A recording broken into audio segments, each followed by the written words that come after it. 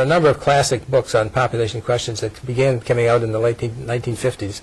Lewis Mumford wrote a book called A Plundered Planet, I think it was. Harrison Brown wrote The Next 100 Years. I could cite some more if they came to mind, but one of the books that was written that made a big effect on me was Paul Ehrlich's The Population Bomb, which was published at the tail end of 1968.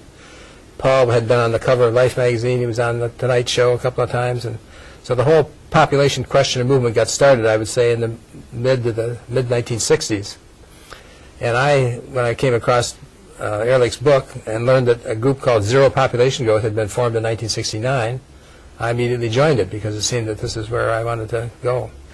Now, another thing that happened about in there is about 1968, the population people put pressure on Richard Nixon to appoint what came to be the Commission on Population Growth and the American Future, chaired by one of the Rockefellers. And it issues its report in about 1971. So these things were starting to come together. The pot was boiling in several different parts of the stove. And at that time, immigration was a small part of U.S. population growth because we had the big population boom after the Second World War. The immigration accounted for maybe 10 or 15% of it.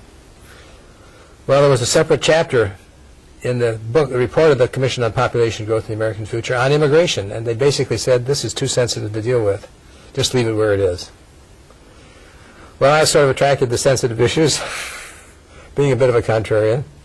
So I thought I'd get interested in immigration because the projections were that the birth rate was going to go down, the migration rate was going to go up, migration would become a larger and larger portion of our population growth, and perhaps we should pay some attention to it.